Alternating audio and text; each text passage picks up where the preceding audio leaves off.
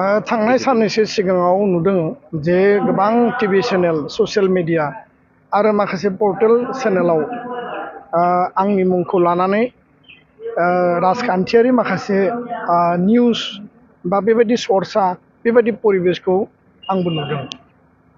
आरो मैया आरो दाख्लै आसामनि स्टेट बिजेपिनि प्रेसिडेन्ट दिलीप शइकिया बिथाङाबो मोननैसो बाथ्रा बिथाङा बुंदों।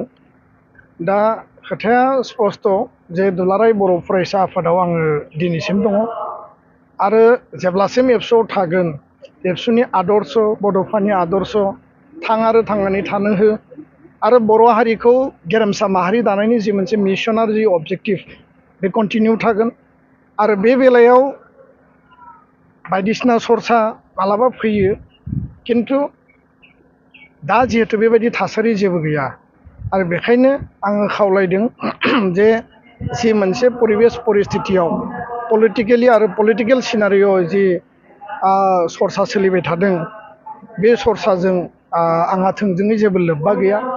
आरो बेखायनो थांनाय समफ्राव समाजनि हारिनि बिटिआरनि आसामनि रायजो राजानि जौगानाय आरो सिबिनायनि थाखाय दुलाराय बर' फरायसा आफादनि जिल्ला मिरु गुबुन गुबुन लेभेलनि दैदेनगिरिफ्रा मावथिफ्रा गुबुन गुबुन हानजायाव बा गुबुन गुबुन राजखान्थि फोथाराव खामानि मावहैदों।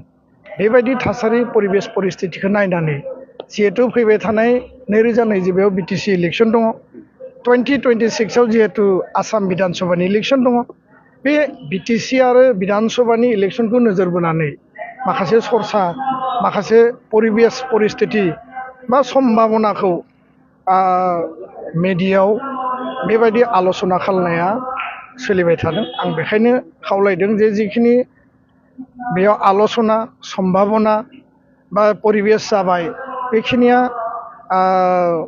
थोजासे, बेनिख्रुइ आरो बांसिन बेबायदि सर्सा खालामनांगौ दङ होननानै आं सानाखै।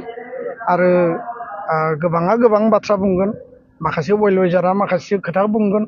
आरो बेखायनो माहारियारि आफादाव थानानै माहारिबाद, माहारिनि थांना थानाय, माहारिनि रैखाथि, माहारिनि सिनायथि, जातीयताबाद, जाति सत्ताखौ लानानै जेब्लायबो जि समसिम आङो हाबा मावगोन बेबायदि राजखान्थि परिबेस परिस्थितिखौ लानानै आङो जेबो सानथ'वाखै आरो साननांगौ गैया होननानै आं सानदों।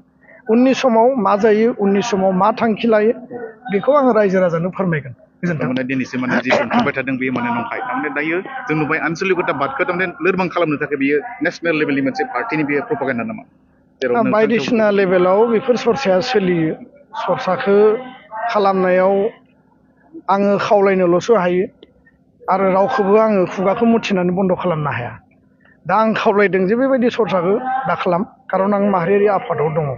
दा बेखायनो आङो नंखाय होननानैबो बुङा आरो सैथो होननानैबो बुङा। बेबायदि परिबेस परिस्थिति सर्साया गुबुन गुबुन समाव सोलियो, गोबां परिबेस परिस्थितिखौ लानानै जायो। जाहाथे बे सर्साफोरखौ आरो जाहाथे खालामथ'नाङा बेखौसो आं खावलायदों। आरो जेब्लासिम आं एबसुआव दङ एबसुनि हाबा मावलांगोन, एबसुनि आदर्शखौ लानानै हाबा मावलांगोन, बेखिनि खोथाखौनो आं फोरमायबाय।